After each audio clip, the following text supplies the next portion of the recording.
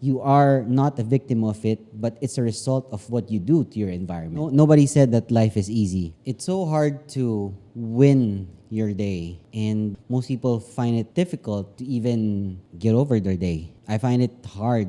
I found it hard before to actually get W's that we call it in everyday life. In this episode, I want to talk about 6 ways you can win your day by just doing these 6 simple thoughts, maybe exercises that you can do every day.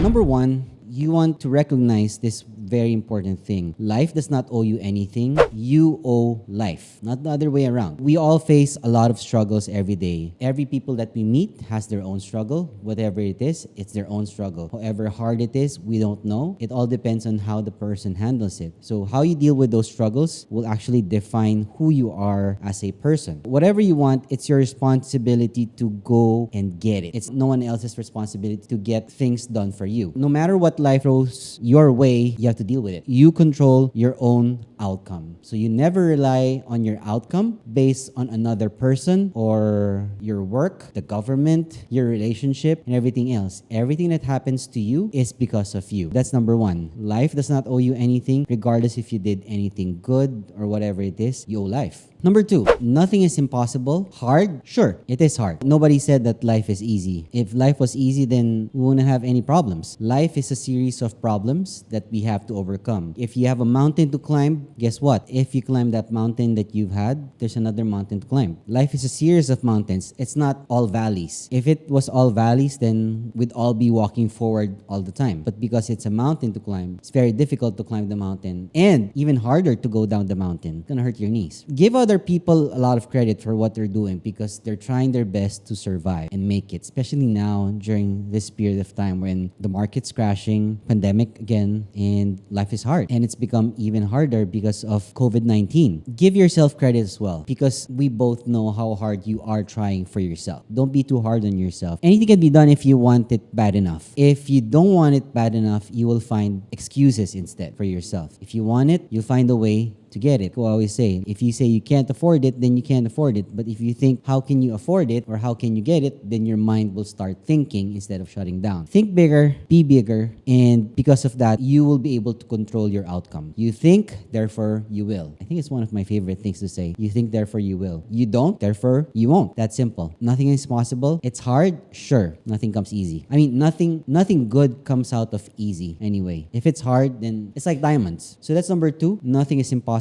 Hard, yes, it is hard. Number 3, you want to look for peace, but what does peace exactly mean for you? How do you define your own peace? You want to actively search for peace. Searching for peace is something that you do actively, not passively. Here's why. When you can find joy in everything that you do every day, that's where you find peace. I find peace when I'm in the reading mood. Every morning and every night when I'm reading, I feel like nothing can disturb me. Not any noise, not any talk whatsoever. If I'm reading, nothing can disturb me. That's one of the things that I find peace from. Seeking peace is a sort of process, and everyone has their own sort of process that they go through. Enjoy the process of your own, not the process of someone else, because their process might be in chapter 10 and your process might just be starting at chapter 1. Learn how to control your outcome by seeking and looking for peace actively, never passively. You are the one that looks for peace. So that's number 3. Look for peace, but know and define what peace is for you. And by the way, if you're enjoying this episode right now, subscribe to the channel would be a win. Number 4.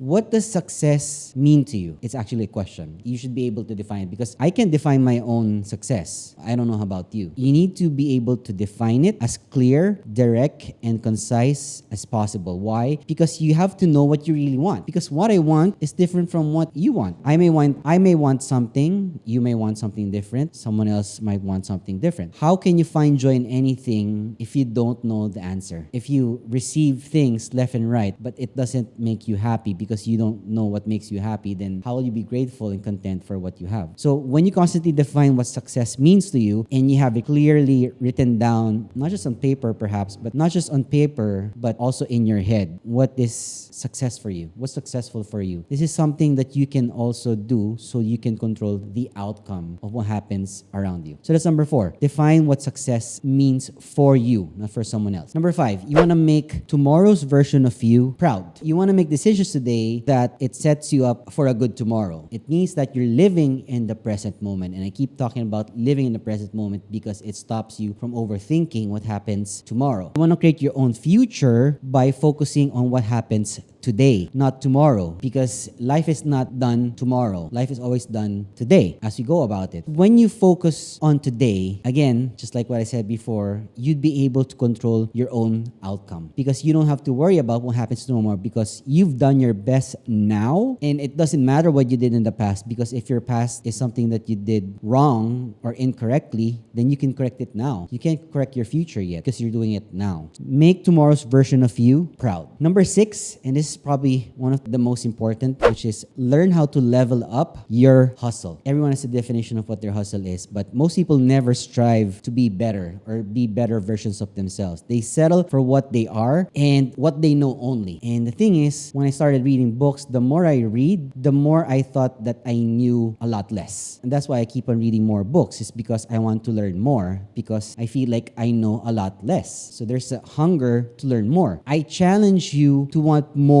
out of yourselves, not from others, because if you expect more from others, then it sets you up for disappointment. Do more and be more. Don't expect other people to do more and be more because you can't control them. It's hard to control other people. You can only control yourself and how you react to your environment. You are what happens around you. You are not a victim of it, but it's a result of what you do to your environment. Because you're watching this video perhaps, or you're probably listening to this as a podcast, this is a challenge for you now, not tomorrow, now. Why? Again, because you're gonna control the outcome. That's all. That's 6 ways that you can win your day. And winning starts with a good mindset. And winning starts by doing something active. And as a bonus, I want to add one more, which is when you wake up, you don't press the snooze button. You wake up and you fix your bed. That's the most important thing. I forgot what book that came from, but I think it's someone from the Navy SEALs that said, if you make your bed, that's a small achievement already. So that's a small W for you. For me, every time I fix my bed, fix my pillows, I flatten out my bed sheets, and my bedside is fixed, I feel like I've achieved something already. And I feel like the next ones that I need to do is a lot easier, like working out or jogging or reading books or meditating or, or eating the right amounts of food in the morning or spending time with what's important for me. That's a small win that leads to a bigger win, to another bigger win, and so on and so forth. So you want to start with a small win that leads to another win and another win. That's why I keep on putting up the symbol. It's a W. That's all I have for you today. If you found value in today's episode, make sure to subscribe to the channel and please leave a comment in the comment section down below, and I'll see you again on the next episode. Peace.